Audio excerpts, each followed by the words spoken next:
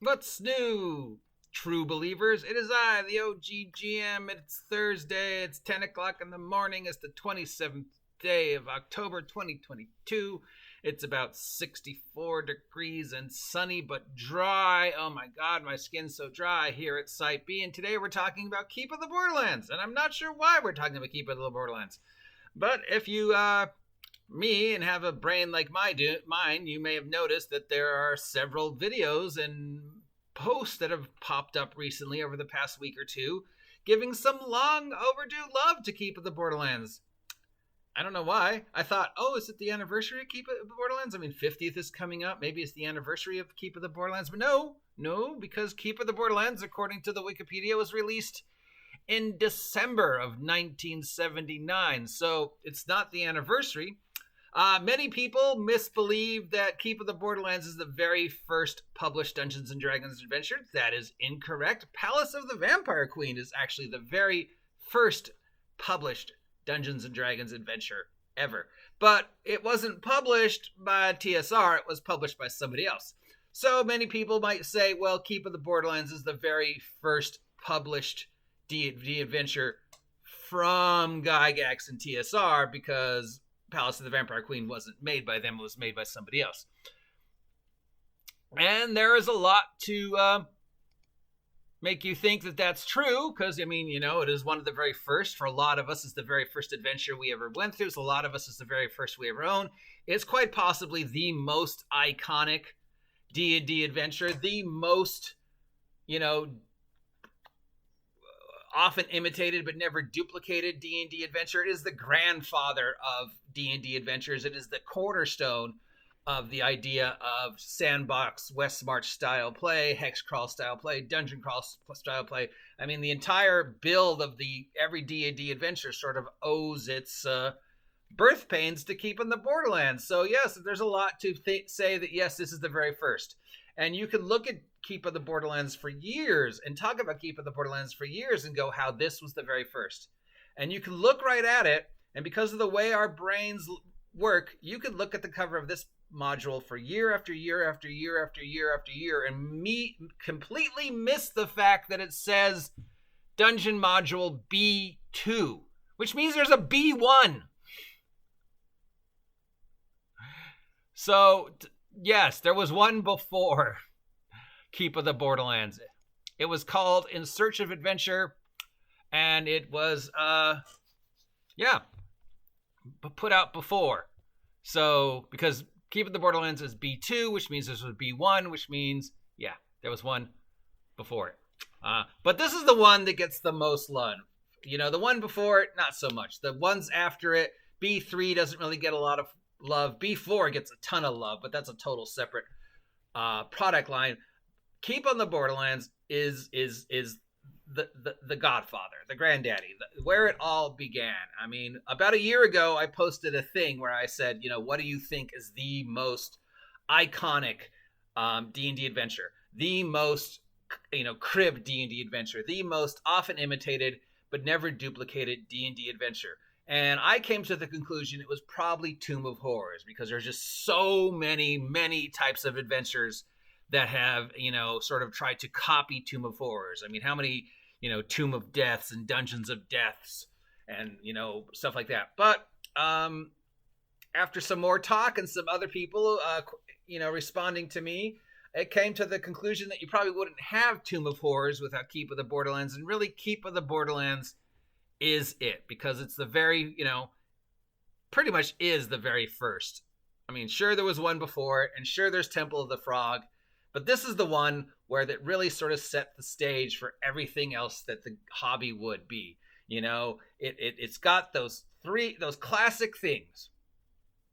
Okay, it's got the idea of, for whatever reason, there is a keep on the Borderlands, and the adventurers, the player characters, are being sent to the keep to A, find out why the kingdom has lost touch with it, B, clear it out with monsters, and then C, if you want, I guess you could help sort of take it over, help run it. We're going to have, eventually we'll try and reestablish contact. But, it's that whole idea of that Westmarch, that last city, the last bastion before the great wilderness, and it's there, but it's far away. The kingdom's kind of lost track of it. There's a long road, but then it reaches this keep. This keep is sort of falling apart.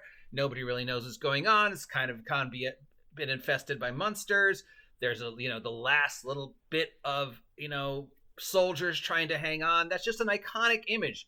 And then there's the caves of chaos. Here you have this great big land to clear out, explore, filled with monsters. It's the very first hex crawl, the very first point crawl, and it leads you to the very first dungeon crawl, the Caves of Chaos. Now, at first appearance, the Caves of Chaos makes no sense. It is, in every shape and form, a classic old school Dungeons and Dragons dungeon that reads like it was made by an amateur, because it's literally just cut up in chunks by hit dice. First there's a whole bunch of goblins, and then goblin bosses. Why are there goblins? I don't know. They're in the goblins. They're in the Caves of Chaos. There's a whole bunch of goblins. Once you get through the goblins, you move on to the next chunk, the 2-hit die monsters. You got to deal with the orcs now and the hobgoblins. And then when you deal with them, there's the ogres. And when you deal with them, there's the next one and the next one. And finally, at the center, there's the Cult of Chaos. And when you read the Caves of Chaos, you're like, this sort of just reads like a monster dormitory. We got the first years on the first chunk. Those are the goblins. We got the second years in the second chunk. Those are the orcs and the hobgoblins. We got the third year in the third chunk. Those are the ogres and the giants and the tougher monsters. And then we got the seniors in the final chunk. Those are the undead and the cultists and the dragon. And, why are they not working together? Why are they working together? Why don't the orcs just kill everybody else and take over? Why is the Cult of Chaos employing these people instead of actually employing decent, mercenaries to do their job and other cultists? It doesn't work, except it does work because the Cult of Chaos is somehow keeping them all together. And they've just sort of collected this mass army of multiple evil races and have somehow got them all living together in these giant caves. And I mean, this is, classic old school D&D nonsense. You've got a room with 35 bugbears in a 15 by 15 room. And you're like, yeah, I don't need to explain that. Except then when you go back and you do the math, there's no way 35 of anything could fit in a 15 by 15 room. Or you've got like the one goblin sitting on a chest guarding 6,000 gold pieces. And you're like, yeah, I totally, that totally makes sense because reasons. But if you forgive that and just look at it for what it is, it's the blueprint for every other D&D adventure. We wouldn't have Tomb of Horrors without Keep of the Borderlands. You wouldn't have